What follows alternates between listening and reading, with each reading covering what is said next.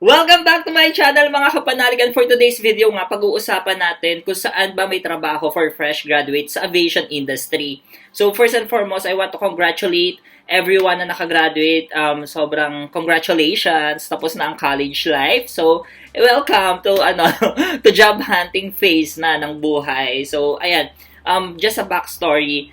Kaya ako gumawa ng channel actually is nung after ko graduate ng college is hindi ko alam kung saan ako pupunta, kung saan ako mag-a-apply, sa ang company, ganyan.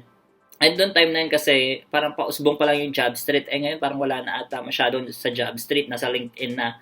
So, ano yun, like manual, pasa-pasa kami sa mga aviation companies. Minsan nasa gate lang, minsan may drop box lang doon, ipapasa mo lang yung resume mo.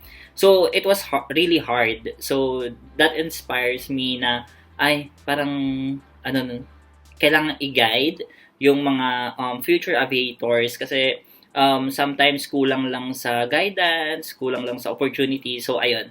Ayan. So, pag-uusapan natin ngayon is mga hiring sa mga airline sa Pilipinas. Ayan. So, eto na.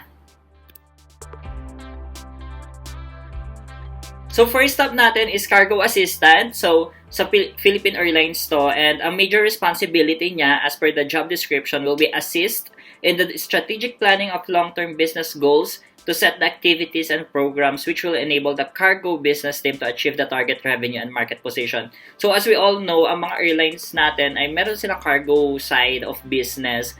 So, isa to sa trabaho under sa cargo operations ng Philippine Airlines. Ang maganda kasi dito, ang requirement niya is bachelor degree, open siya with at least 1 year of relevant work experience or fresh graduate. So, kung fresh grad ka and you're looking for opportunity sa flag carrier natin, so this job will suit you. Tapos, ang must have a strong interpersonal communication and organization skills.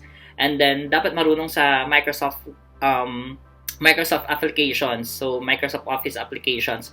And then, proficient in creating reports and presentations. So, yan yung detailed na requirement nila para sa cargo assistant. So, the thing is, sabi ko nga, will be all about sa mga fresh graduates. So, kung fresh grad ka and you want to try your luck with Philippine Airlines, so this is one good example to try.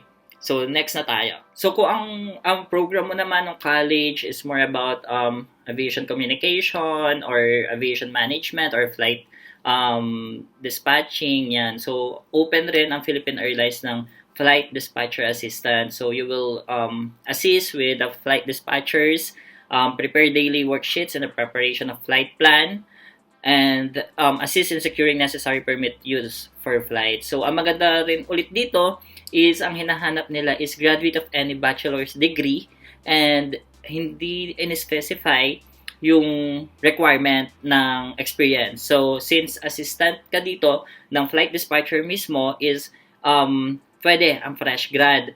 And then, experience in flight operations is an advantage. So, kung meron kang experience na sa flight ops, then it's a good thing. Kung wala naman and gusto mo siya i-try, it's still okay. Ang sabi ko nga, as long as they don't specify yung certain requirement ng experience mo, you should try. There's no harm in trying. Ayun. The next one is also from Philippine Airlines. So, this is inbound sales specialist naman. And the major responsibility will be to handle all reports related to inbound and outbound sales. So, even the outlying stations, the performance nila, yung district performances, yan, ikaw yung mag-generate.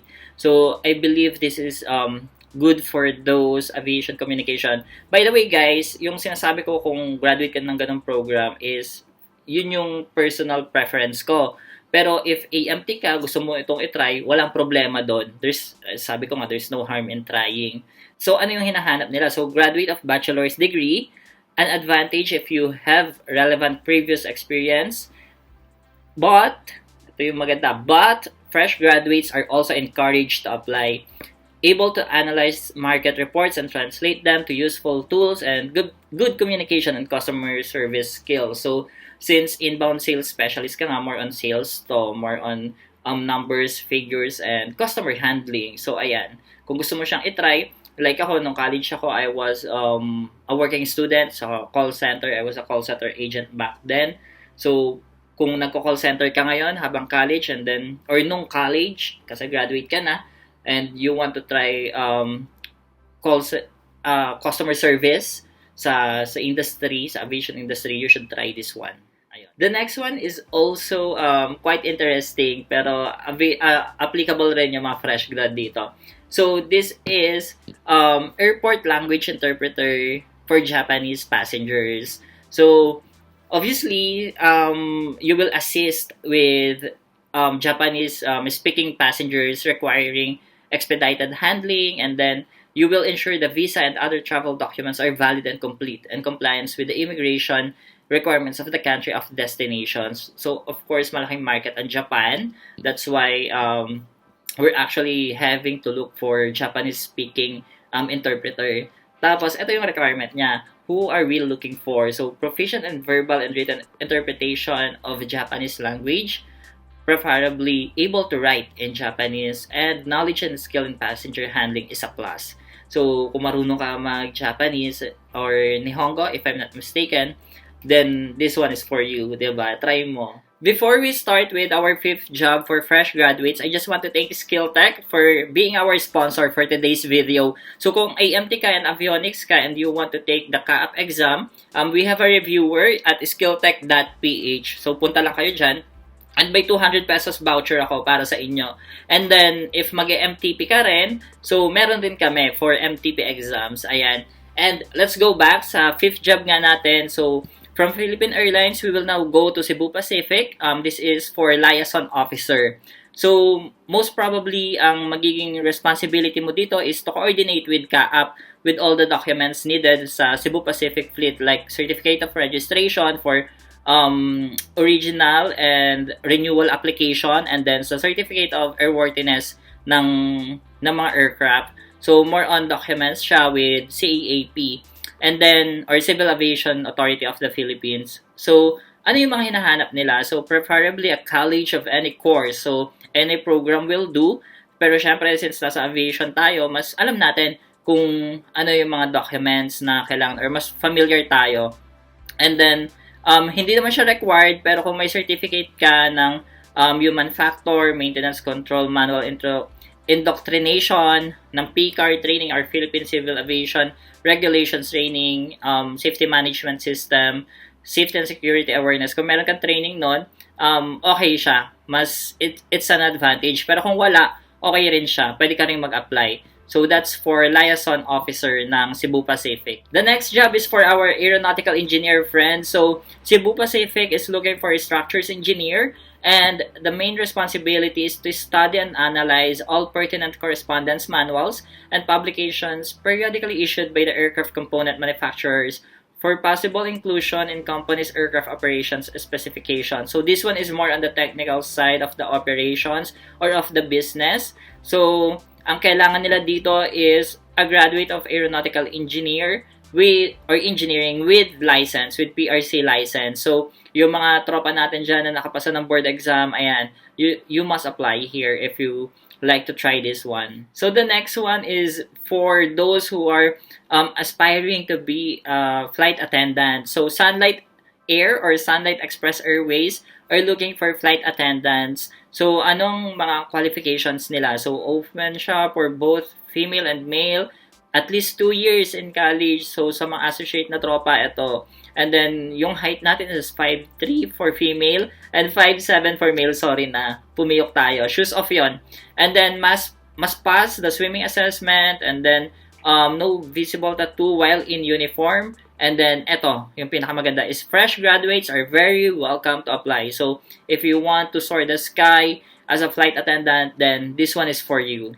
So, the last one for this video will be by PAL Express, which is Import and Export Coordinator. So, the Import and Export Coordinator shall ensure proper and timely delivery of shipments for operational requirements. So, more on the importation and exportation of goods ng PAL Express, normally sa material management to. And then, ano yung mga hinahanap nila? So, graduate of any 4-year course And then experience on logistics operation is an advantage.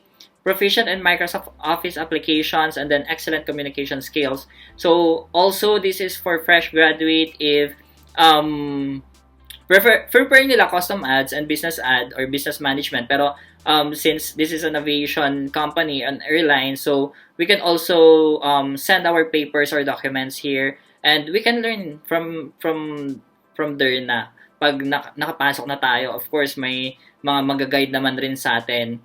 So ayun, this is from Pal Express. So ayan mga kapanalig, yung mga job hiring ngayon for fresh graduates sa mga airlines sa Pilipinas. So I tried other airlines, I searched for other airlines, but no job for fresh graduates para sa kanila. So sa next videos naman natin is sa mga MRO and other companies na in relation or related with aviation industry. So yun lang yung sasabihin ko na never give up, always keep on trying, and there's no harm in trying.